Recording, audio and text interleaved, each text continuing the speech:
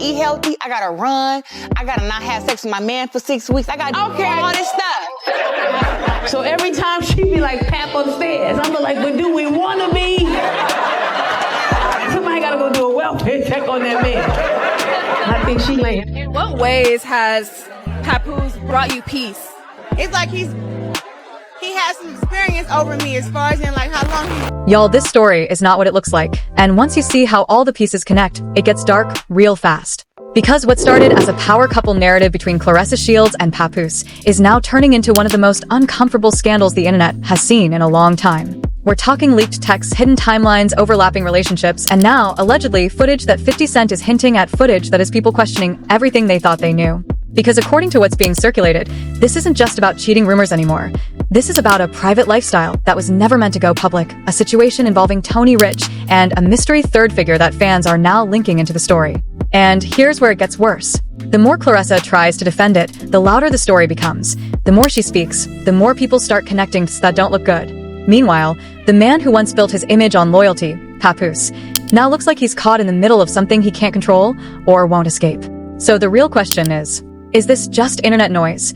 Or is this a slow exposure of something far more complicated and far more damaging? Because once we break down the timeline, the behavior, and the alleged leaks, you might not see this relationship the same way ever again.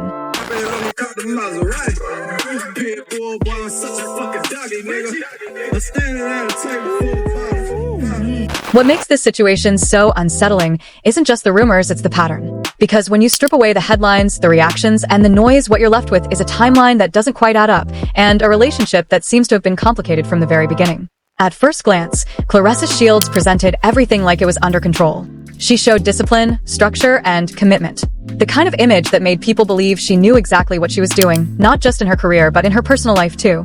But behind that image, there were cracks. Small ones at first. The way she constantly talked about how much she had to sacrifice to maintain the relationship. The way she kept emphasizing loyalty, almost like she was trying to convince people, or maybe even herself. And then came the moment that shifted everything. When Remy Ma stepped in. The leaked messages didn't just expose a conversation, they exposed timing. According to what was shown, Papoose was still physically present in his marital home, while emotionally investing in something new. Late-night check-ins. Personal conversations. A level of comfort that didn't look like something that had just started. And then that one detail people couldn't ignore. Charged, he deceased. And he's dead, right. Slow motion. See what I'm saying? Y'all all some slow motion on the spectrum type females. Like, go on somewhere. What are you talking? The call. Papoose falling asleep on the phone with Claressa, while still in the same house as his wife. And the second Remy allegedly picked up, the line went dead. No explanation. No clarification. Just silence.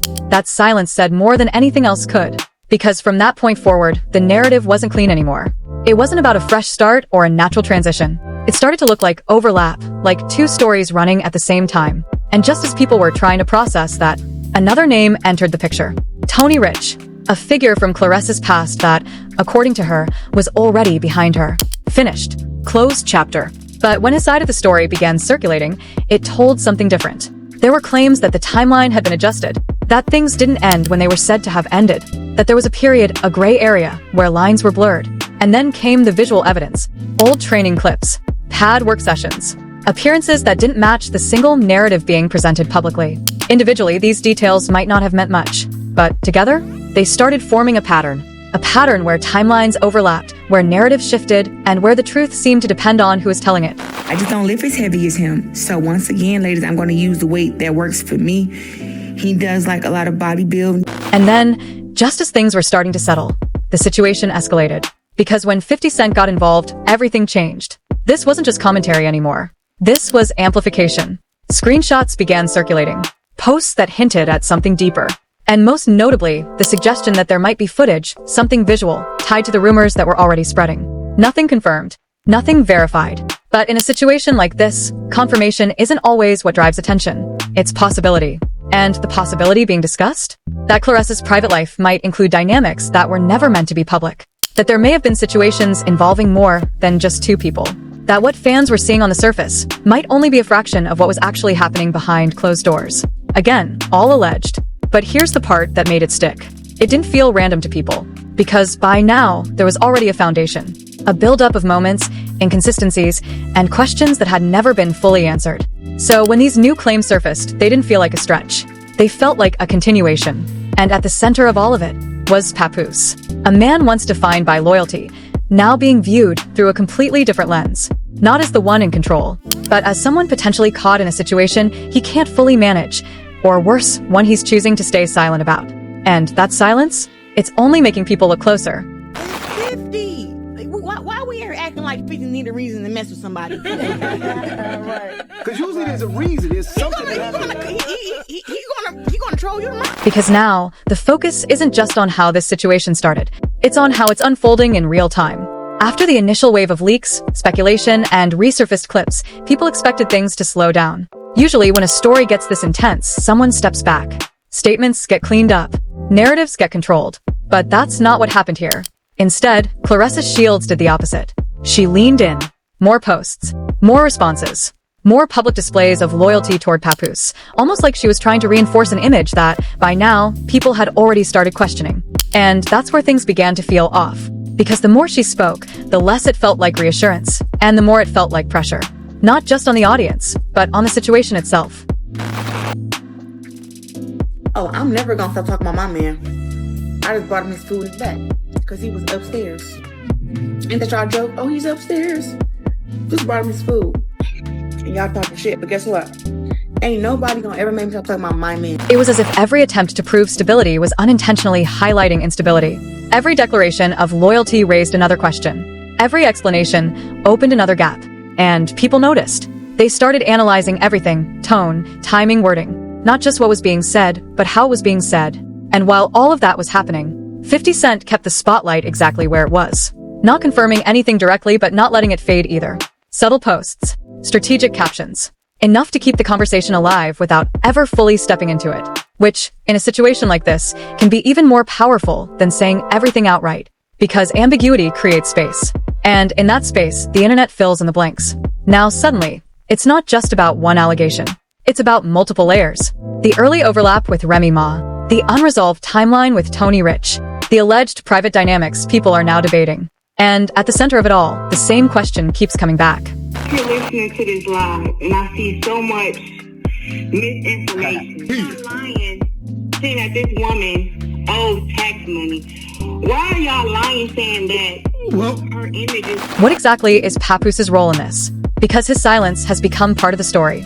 There are no strong denials, no visible pushback, no clear attempt to shut anything down, just presence. And sometimes, silence can be interpreted in more ways than words ever could. For some, it looks like patience. For others, it looks like acceptance. And for many watching this unfold, it raises a more uncomfortable possibility. That he might be aware of more than people think. That he might not be as blindsided as the narrative suggests. And if that's true, then this isn't just a scandal. It's a dynamic. A structure. Something that operates differently behind closed doors than it appears on the outside. Meanwhile, Claressa continues to present a completely different picture. Public affection, long-term plans, talks of loyalty, support, even building a future together. There are gestures that, on their own, signal commitment, music, symbolism, personal investment. But when placed next to everything else, they don't quiet the noise. Get emotional, you know what I'm saying? But me and my sister got the same mama and same daddy, and we grew up together. And, you know, she just... You work so hard to make all this money and to have a good life for yourself, and then the people who you want to share it with, they amplify it. Because now, people aren't just asking whether the relationship is real. They're asking what kind of relationship it actually is. And whether the version being shown publicly is the same version that exists privately. That contrast between image and perception is what's driving the intensity right now. Two narratives, running side by side. One controlled, one speculative. And the gap between them keeps getting wider. Because every new detail, whether confirmed or not, doesn't reset the story. It adds to it, layer by layer, until eventually, the story becomes less about any single claim, and more about the pattern those claims create. A pattern that, once people start seeing it, is very hard to unsee. And now, with the tension still building and no clear resolution in sight, this doesn't feel like it's slowing down. It feels like it's heading towards something bigger. So I wrote this song for you, 'cause our love is true. And by the time you reach this point in the story, it's no longer just about what happened. It's about what it's turning into. Because situations like this don't stay contained. They evolve. They expand. And sometimes they expose more than anyone involved ever intended. Right now, the conversation surrounding Claressa Shields and Papoose isn't slowing down. It's intensifying. Not because new facts have been confirmed, but because the existing questions haven't been answered. And in the absence of answers, something else takes over. Interpretation. People are no longer just reacting, they're constructing their own versions of the truth, based on everything they've seen so far. The leaks, the timelines, the behavior, the silence. Especially the silence. Because now, that silence is starting to feel intentional, calculated. Like there's a reason certain things aren't being addressed directly. And when that idea takes hold, it changes everything. It shifts the focus away from isolated incidents and toward a bigger picture, one that suggests the situation might not be as chaotic as it seems on the surface. That maybe it's controlled. Not in the sense that everything is planned, but in the sense that everyone involved knows more than they're saying. That possibility alone has been enough to keep the story alive. Because if that's true, then what people are witnessing isn't just a relationship under pressure. It's a dynamic playing out in real time, one where perception and reality might be two completely different things. And that's where things start to feel heavier. Because once people begin to question authenticity, every move gets reinterpreted. Every post, every statement, every reaction, even the smallest detail becomes part of a larger narrative. Take the way Claressa continues to show up publicly, composed, expressive, and unwavering in how she presents the relationship. To some, that reads as strength. To others, it feels like control. Like she's holding the narrative together, even as it tries to pull apart. And then there's Papoose. Still present, still visible, but not leading the conversation. And that contrast between visibility and voice has become impossible to ignore. Because the man who wants to find himself through loyalty and consistency now appears in a space where those qualities are being questioned. Not directly, but subtly, repeatedly, through implication rather than accusation. And over time, that kind of pressure builds. Not loudly, but persistently. Until it reaches a point where the story is no longer driven by events, but by perception. And perception, once it locks in, is incredibly difficult to reverse. Now add in the ongoing influence of 50 Cent, who continues to hover around the narrative without fully stepping into it. A post here, a hint there, never enough to confirm anything, but always enough to keep people watching. And that strategy? It works, because uncertainty keeps attention alive. And attention is what this entire situation is feeding on. At this stage, the story has outgrown its original form.